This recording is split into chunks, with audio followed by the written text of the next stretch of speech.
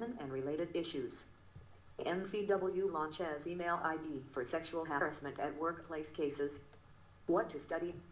For prelims, NCW, key facts.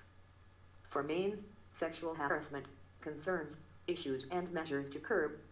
Context: the National Commission for Women NCW has come out with a dedicated email address to report instances of sexual harassment at workplace after several such complaints were made to the body by women under the # May Too movement on social media. The Commission urges women who have come forward on social media and other platforms about their alleged harassers to send their formal written complaints to maytoo@gmail.com. The NCW will take forward complaints of sexual harassment at workplace received on the mail so that appropriate action may be taken, as per law. What you need to know about NCW. The National Commission for Women was set up as statutory body in January 1992 under the National Commission for Women Act, 1990. The primary mandate of the National Commission for Women and State Commissions for Women Commission is to safeguard and protect the interests of women. It has wide responsibility covering almost all aspects of women development. The Commission regularly publishes a monthly newsletter, Harassment in both Hindi and English. Sources: The Hindu.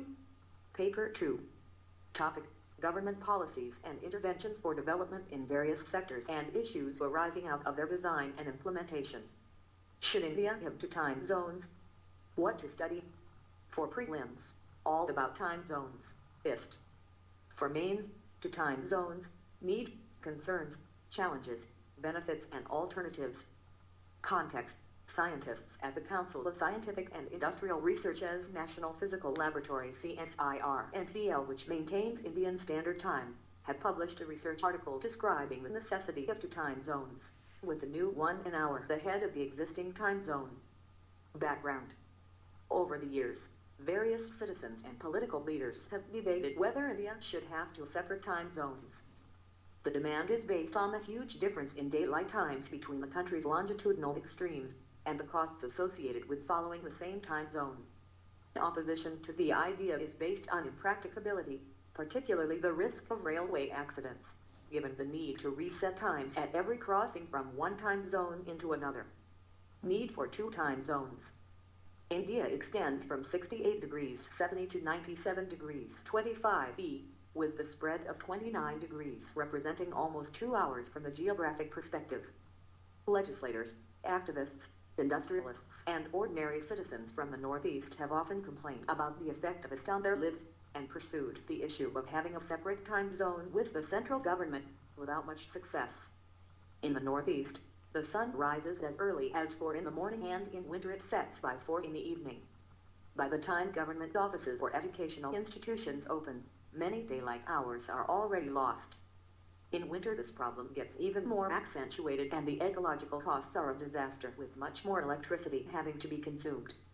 The proposal. The research paper proposes to call the 2 time zones IST by UDC plus 5.30H and IST II UDC plus 6.30H. The proposed line of demarcation is at 89 degrees 52 E, the narrow border between Assam and West Bengal.